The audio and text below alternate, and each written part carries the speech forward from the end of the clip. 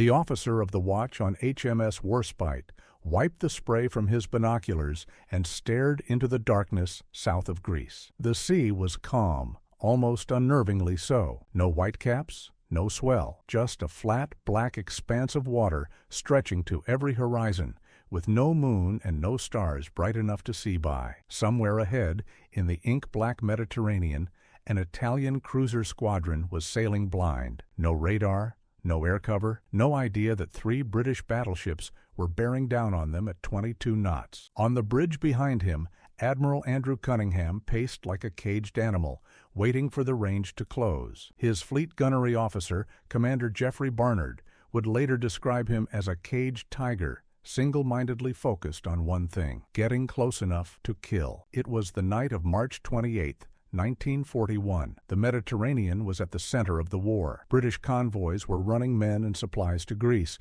where an Axis invasion was weeks away. The Italian fleet had been sent to cut those supply lines, and Cunningham, the commander-in-chief of the Mediterranean Fleet, had known they were coming for 3 days. Within the next 90 minutes, he would destroy 3 heavy cruisers and 2 destroyers without losing a single man. This is one of those stories that sounds exaggerated. It is not. The Battle of Cape Matapan was the most lopsided fleet engagement of the entire Second World War, and Corelli Barnett called it the Royal Navy's greatest victory in a fleet encounter since Trafalgar. It began not on the bridge of a warship, but in a cottage at Bletchley Park, where a 19-year-old woman cracked a code that handed Cunningham the greatest ambush in modern naval history. In early 1941, the Mediterranean was the most contested body of water on Earth. Britain was fighting to hold Egypt, to supply Malta, and now to reinforce Greece against the coming Axis invasion. Every convoy that sailed east from Alexandria was a lifeline. Every Italian warship that sortied from Taranto or Naples was a threat to those lifelines. Cunningham's Mediterranean fleet was stretched thin, covering an area of sea that stretched from Gibraltar to the Suez Canal, and he was losing ships faster than the Admiralty could replace them. The carrier Illustrious had been crippled by Stuka dive bombers in January and sent to America for repairs. Cunningham needed a decisive victory. He was about to get one. Her name was Mavis Lever. She was working under the brilliant cryptanalyst Dilwyn Knox, and in late March 1941, she broke the Italian Naval Enigma cipher for the first time. The Italian version lacked the plug board that made the German Enigma so fiendishly difficult, and Lever exploited this weakness using Knox's manual rotting technique. Her breakthrough came when she noticed a dummy Italian message that contained every letter of the alphabet except one.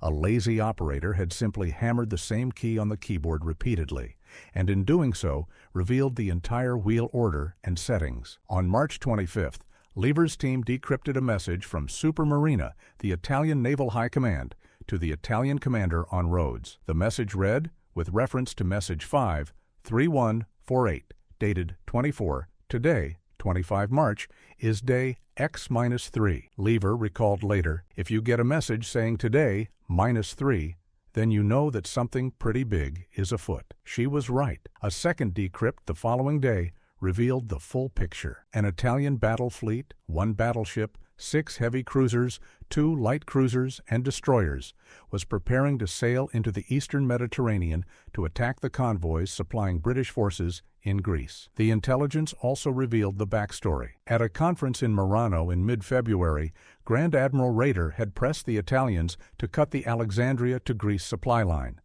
The operation was fundamentally political, a demonstration of commitment for the Germans rather than a sound military plan. Admiral Angelo Iachino, who would command the sortie, was disturbed by his dependence on forces outside his control.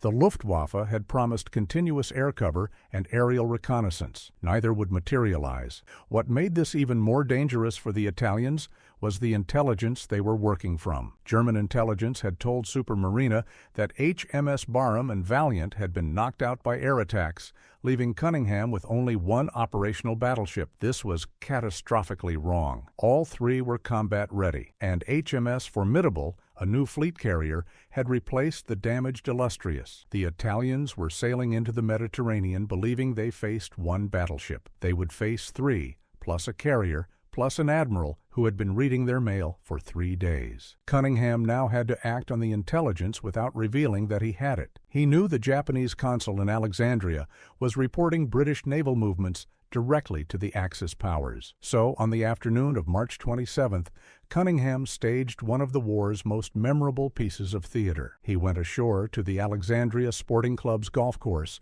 ostentatiously carrying his overnight suitcase, clearly visible to anyone watching. He played golf within sight of the Japanese consul. He advertised an evening cocktail party aboard Warspite. The message was unmistakable. The commander-in-chief of the Mediterranean fleet had no intention of putting to sea. After dark, Cunningham slipped away unseen and reboarded his flagship. Force A sailed from Alexandria under cover of night. The battleships Warspite, Valiant, and Barham. The carrier Formidable, 9 destroyers. The harbor mouth slid past in silence. No signals, no fanfare. 3 battleships displacing a combined 105,000 tons, gliding out of Alexandria without the enemy knowing they had left. Simultaneously, Vice Admiral Pridham Whipple's cruiser force, Ajax, Gloucester, Orion, and the Australian Perth sailed from Greek waters for a rendezvous south of Crete. A Sunderland flying boat was dispatched the next morning to provide a cover story for how the British had spotted the Italian fleet, protecting Bletchley Park's secret. The deception worked perfectly. The Italians never suspected their codes had been broken. The truth about Ultra's role would remain classified until 1978. According to John Winton's biography, Cunningham bet his operations officer, Commander Manly Power, 10 shillings that the Italians would not actually show up. He lost the bet. He won the battle. If this kind of naval history is what you have been looking for, subscribing genuinely helps. It tells the algorithm there is an audience for serious Royal Navy content. Now, back to the Mediterranean.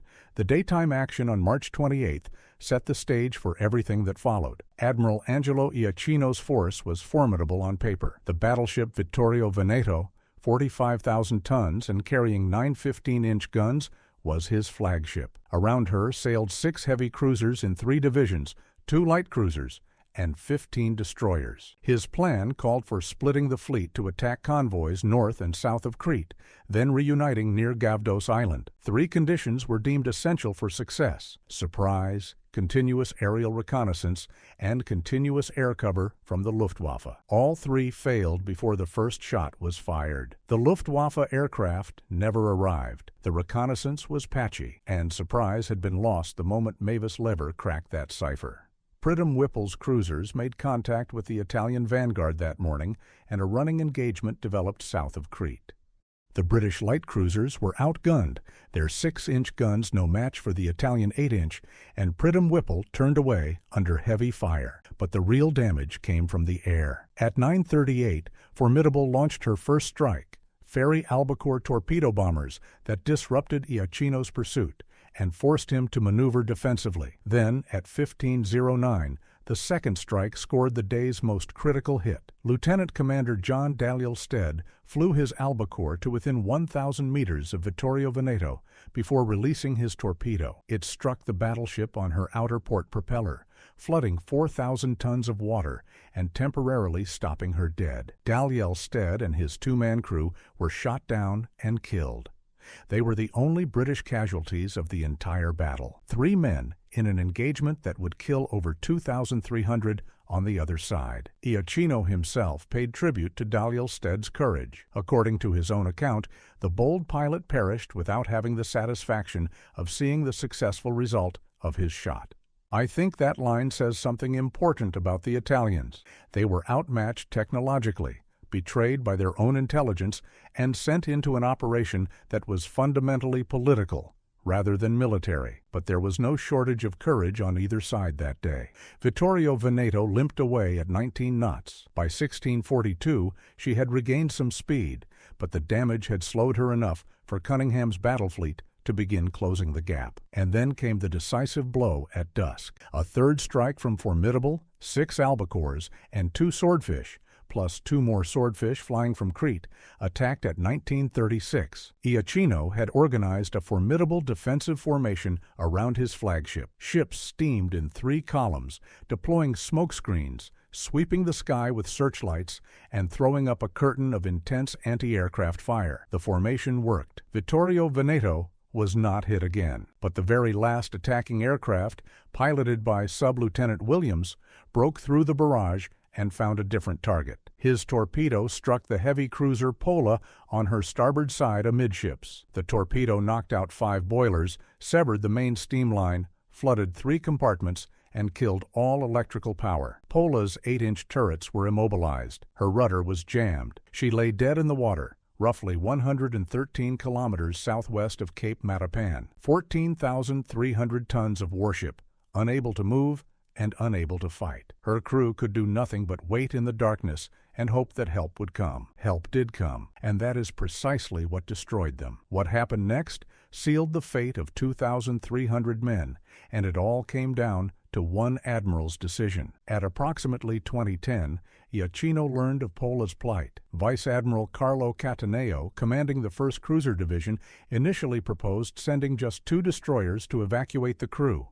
It was a sensible, cautious suggestion. 2 destroyers could pull Pola's men off quickly and rejoin the fleet at high speed, but Iachino rejected this. He wanted heavier ships and an admiral on scene to decide whether salvage was possible. Perhaps Pola could be towed. Perhaps her engines could be restarted. So he ordered Cattaneo to return with his entire division. The heavy cruisers, Zara and Fiume, 4 destroyers, Alfieri, Carducci, Gioberti, and Oriani. I think this was the decision that destroyed the 1st Cruiser Division. Not the British guns, not the radar advantage. This decision, taken with incomplete information by an admiral who did not know that 3 British battleships were less than 55 miles away and closing at 22 knots. This is the part the official history skips over too quickly. Iachino's reasoning was not irrational. He believed the only enemy force nearby was Pridham Whipple's cruiser squadron, which Cattaneo's 8-inch cruisers comfortably outgunned. Darkness would provide cover. Italian intelligence placed the nearest major British force roughly 75 nautical miles to the east. The actual distance was only 55 miles and closing fast. Iachino may have had second thoughts. Shortly after ordering Cattaneo back, he transmitted a follow-up signal ordering him to disengage immediately and abandon Pola if confronted by enemy forces. But the message either came too late or Cattaneo never received it clearly. Cattaneo turned back at 21:06 and made 3 critical errors that turned a rescue mission into a death sentence. First, he proceeded at a moderate 16 knots rather than high speed. At 30 knots, his cruisers could have reached Pola, assessed the situation, and withdrawn in a fraction of the time. Second, he failed to deploy his 4 destroyers in an advanced screen, as standard nighttime doctrine required. Destroyers should have been ranging ahead, ready to spot threats and launch torpedoes. Instead, they were clustered around the cruisers. Third, and most fatally, his crews were stood down from battle stations. Main gun batteries were trained fore and aft. Towing cables were laid out on deck and ready. Damage control parties were assembled for a salvage operation. They were preparing for a rescue, not a fight. And the Italians had no radar, not a single set in the entire fleet. They could not see what was bearing down on them in the darkness. Now let me tell you what that darkness looked like. The moon was new, 4% illuminated, and it had already set before 20:08 hours. The sea was smooth and calm. Visibility was roughly 4 kilometers. The Mediterranean was ink black. These were ideal conditions for an ambush and catastrophic conditions for the blind. At 20:15, HMS Ajax and Orion picked up a stopped vessel on radar at roughly 11 kilometers. Pola Pridham Whipple reported the contact, but continued his westward pursuit, hoping to catch Vittorio Veneto. Cunningham received the report at 21:11 and faced a decision. He could continue chasing the Italian battleship, which was wounded but still capable of 20 knots and pulling away. Or he could detach toward this stopped contact, which might be Vittorio Veneto herself, dead in the water and waiting to be finished off. If it was the battleship, it would be the supreme prize of the Mediterranean War. Cunningham made his decision instantly. He altered the battle fleet's course to investigate. The approach took over an hour of increasing tension, with Cunningham's ships driving through total darkness toward an unknown contact, not knowing what they would find. Cunningham wrote in A Sailor's Odyssey, entering a night sea battle is an awesome business. The enveloping darkness, hiding the enemy's movements, seems a living thing, malignant and oppressive. His fleet gunnery officer, Commander Geoffrey Barnard, described Cunningham as a caged tiger, pacing the bridge, single-mindedly focused on closing the enemy. Throughout the approach, the ships were at action stations. Gun crews sat in their turrets, unable to see anything, waiting for orders. Below decks, damage control parties stood ready with hoses and shoring timbers. In the engine rooms, stokers fed the boilers in temperatures exceeding 40 degrees Celsius. Nobody spoke, unless they had to. The only sounds were the hum of the turbines and the rush of the sea along the hull. Cunningham ordered battle formation, Warspite leading, followed by Valiant, Formidable, and Barham, each roughly 550 meters apart. Destroyers Stuart and Havoc were positioned 1 mile to starboard, Greyhound and Griffin 1 mile to port. He placed the carrier Formidable directly in the battle line, an extraordinarily bold decision that put a carrier within gun range of potential enemy warships. No other admiral in the war would have done this. But this was classic Cunningham. If you have seen the Taranto video, you know this is who he was. Instinct over caution, aggression over doctrine. At 22:10, HMS Valiant's Type 279 radar, the only radar set in the entire battle fleet, detected an object roughly 11 kilometers on her port bow. Warspite herself had no radar at all. On Valiant, a 19-year-old midshipman named Prince Philip stood at his action station on the port side searchlight, receiving bearings from the radar room. At 22:20, Pola's lookout spotted approaching shapes in the darkness and assumed they were friendly. They fired a red identification flare. Then, on a different bearing, Warspite's lookout spotted something far more alarming. At 22:25, the outlines of 2 large warships with a destroyer ahead and 3 astern materialized on the starboard bow at roughly 3,600 meters. They were crossing the British fleet's course from starboard to port. It was Cataneo's rescue force, Zara, Fiume, 4 destroyers, sailing serenely into a killing ground. Cunningham swung 40 degrees to starboard, bringing the enemy onto the port beam and clearing the line of fire. Some of his staff officers had expressed reservations about a night action. Cunningham reportedly snapped at them, "You are a pack of yellow-livered skunks." At the Battle of Jutland in 1916, Admiral Jellicoe had let the German fleet escape by refusing to fight at night. Cunningham had trained his fleet specifically for this moment. At 22:27, the firing gongs rang aboard Warspite. That sound, a sharp metallic ringing that every sailor on the ship had trained for, was the last thing the Italian crews would never hear in time to react. 8 15-inch guns erupted. Each barrel was over 15 meters long. Each shell weighed 1,920 pounds, nearly a ton of armor-piercing steel. The recoil shook the entire ship. Almost simultaneously, HMS Greyhound snapped on her searchlight, bathing Fiume in a silvery blue beam that turned the darkness into a stage. On Valiant, Prince Philip received the order, "Open shutter," and illuminated half a cruiser. Warspite's own searchlights blazed. In the space of a single heartbeat, the Italian ships went from invisible shapes in the darkness to brilliantly lit targets at point-blank range. And then Cunningham saw it. He described the moment in his memoirs. "Our searchlights shone out with the first salvo and provided full illumination for what was a ghastly sight. Full in the beam, I saw our 6 great projectiles flying through the air. 5 of the 6 hit a few feet below the level of the cruiser's upper deck and burst with splashes of brilliant flame. The Italians were quite unprepared. Their guns were trained fore and aft.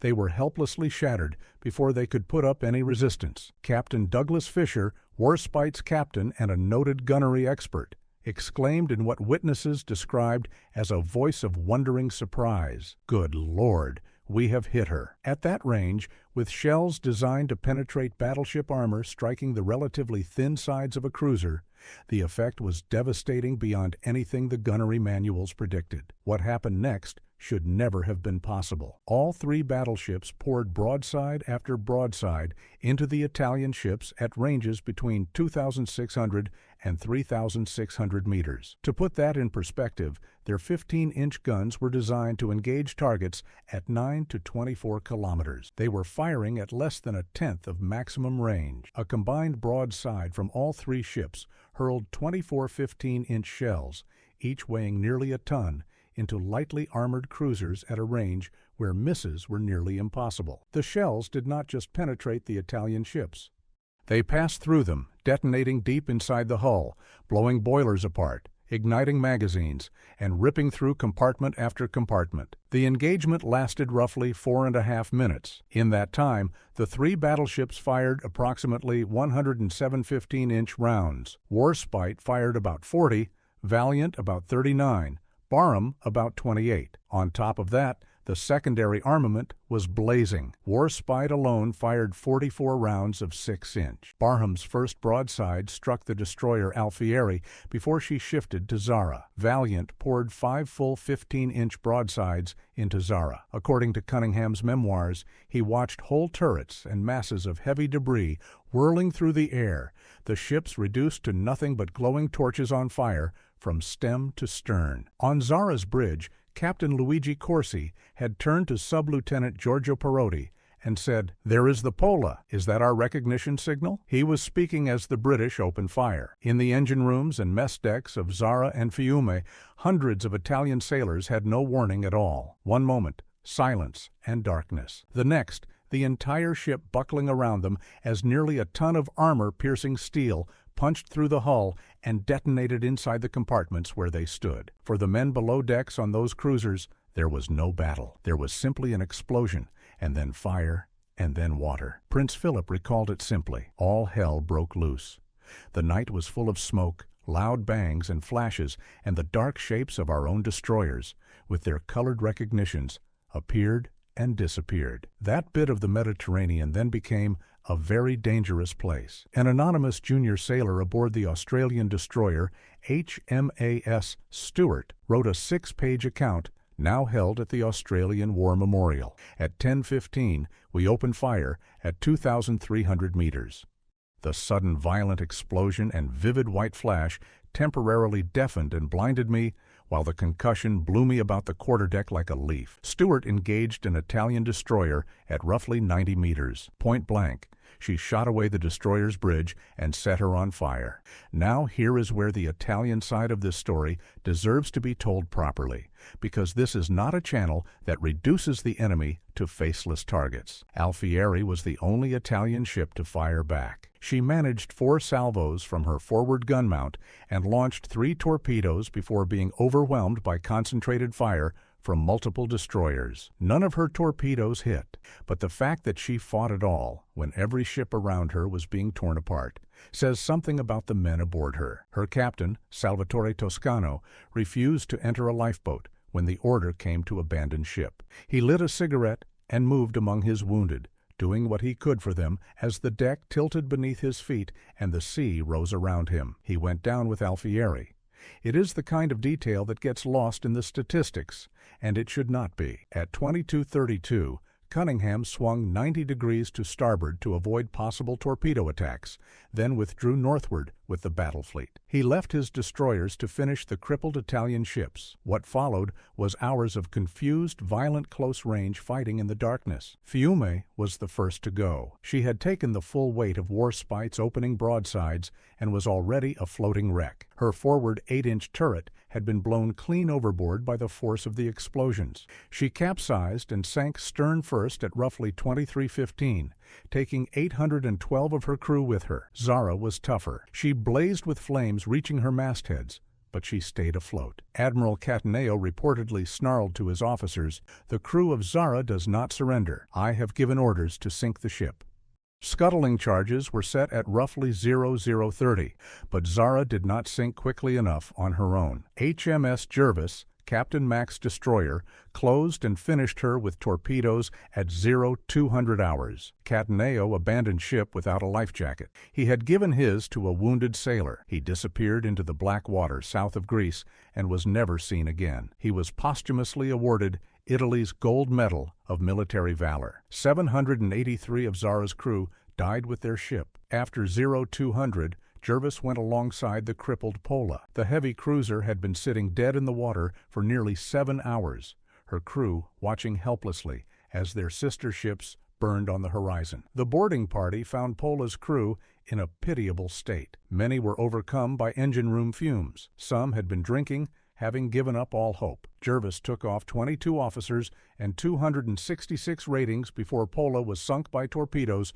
shortly after 0400. 328 of Pola's crew had already died from the torpedo hit and the long night of exposure. Carducci was stopped in a blaze, sunk by Havoc and Stewart in the confused destroyer actions. Her captain ordered the ship scuttled and went down with his command. The destroyers Gioberti and Oriani escaped into the darkness, both heavily damaged but alive. Surgeon Commander E.R. Sorley of HMS Barham wrote home on March the 30th. His letter, which survives in the archives, captures the mood aboard the British ships better than any official report. The whole action was quite thrilling, the duration of our firing being very short, but devastatingly effective. The wretched ship was seen soon after to be ablaze and subsequently blew up with a shattering explosion and a mighty flame that lit the night sky. He added, "One felt that one had been privileged to be in a force that had struck a great blow at the enemies of the king.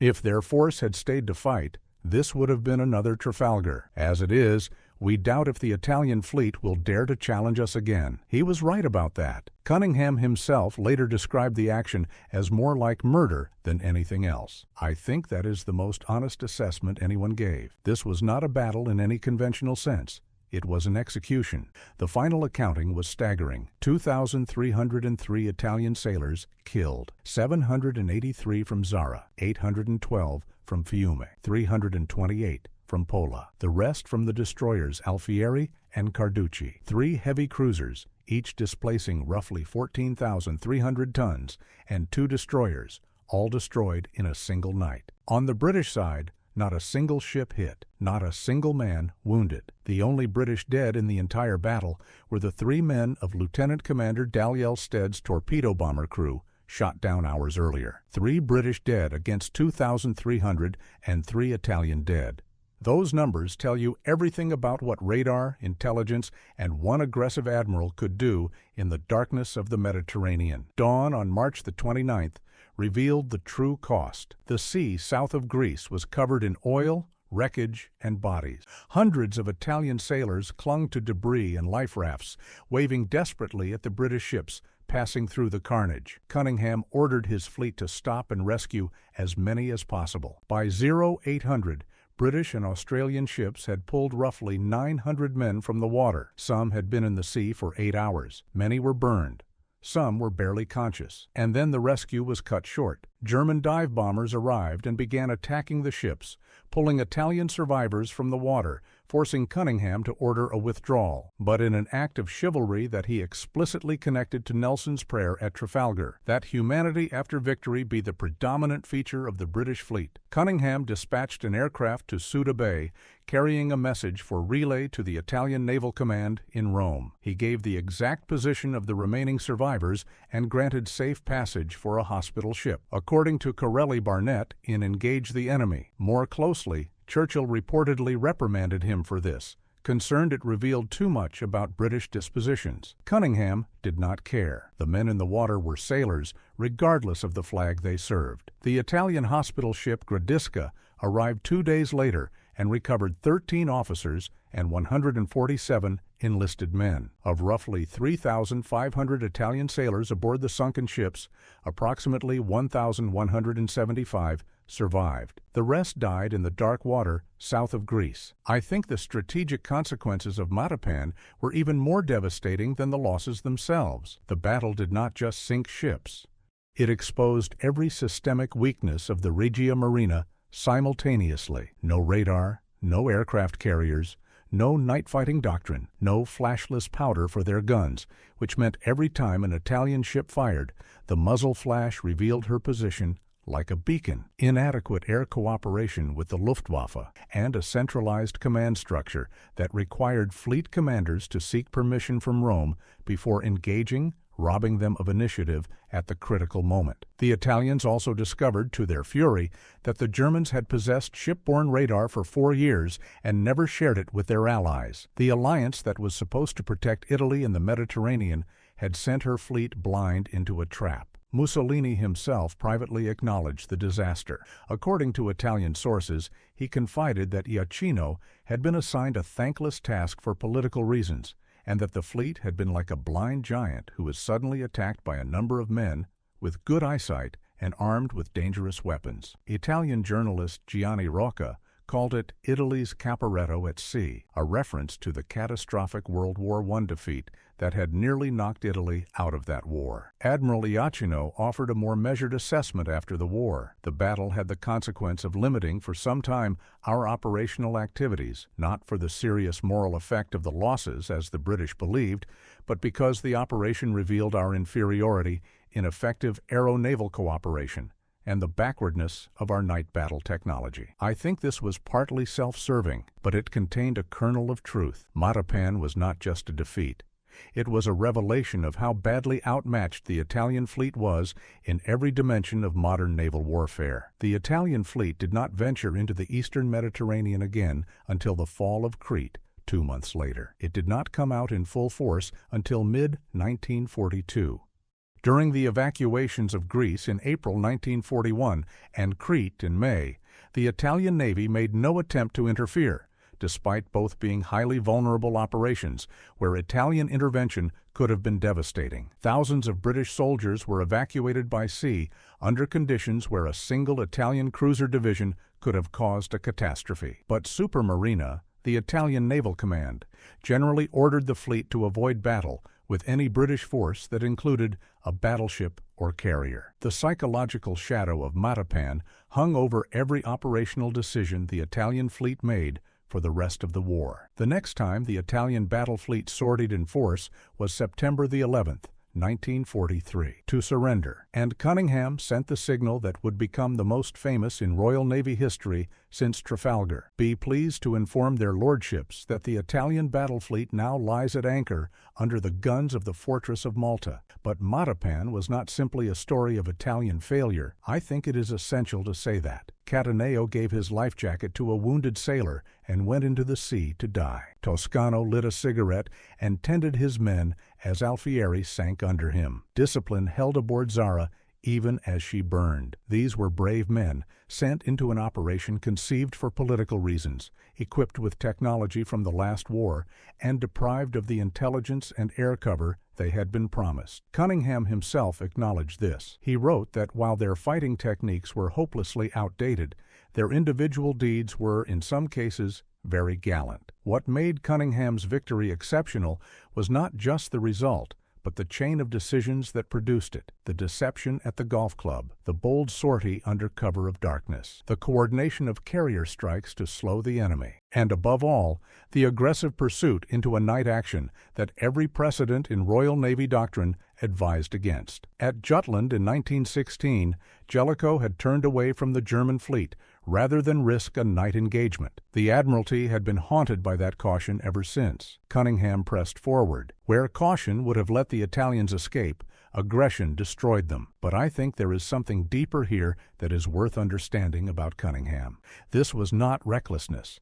This was a commander who understood his advantages and exploited them ruthlessly. He had intelligence the enemy did not know he possessed. He had radar, however limited, when the Italians had none. He had trained his fleet for night action when the Italians had not, and he had the nerve to close to a range where his overwhelming firepower could not miss. Every element of the victory, from Bletchley Park to the final broadside, was the product of decisions. Cunningham made the right ones. Cattaneo, through no great fault of his own, made the wrong ones, and 2,300 men paid for the difference. His biographer John Winton called him the greatest admiral since Nelson. Corelli Barnett called Matapan the Royal Navy's greatest victory in a fleet encounter since Trafalgar. I think both assessments are fair. Cunningham at Matapan showed something rare in naval command: genuine, calculated aggression. He closed to point-blank range in the dark. That is not doctrine. That is instinct refined by decades of service and an absolute refusal to let the enemy escape. 2 months later, Cunningham would face an even greater test, the evacuation of Crete, where the Luftwaffe would punish his fleet savagely, sinking cruisers and destroyers, killing thousands of his sailors. That story, which we will cover next, is where Cunningham's character would be tested not by victory, but by loss. At Matapan, he destroyed his enemy. At Crete, he would have to decide how many of his own ships he was willing to sacrifice to save the army, and his answer would define him more than any triumph ever could. After the battle, Admiral John Godfrey, Director of Naval Intelligence, sent a message back to Bletchley Park. "Tell Dilly that we have won a great victory in the Mediterranean, and it is entirely due to him and his girls." Dilwyn Knox wrote a poem for Mavis Lever, the 19-year-old who had cracked the cipher, when Cunningham won at Matapan, by the grace of God and Mavis. She later said it was very heady stuff for a 19-year-old. She was right, and so was Cunningham. The victory at Matapan was the product of intelligence, technology, training, and courage on both sides. But above all, it was the product of one man's decision to close the range in the dark, to press forward when every instinct of self-preservation said turn away. That is what separated Cunningham from every other admiral of the war. Not brilliance, though he had that. Not aggression, though he had that too. It was the willingness to risk everything on one night, one decision, one broadside. And on the night of March 28, 1941, south of Greece, in total darkness, it worked. That is the story. The sources are in the description. I will see you on the next voyage.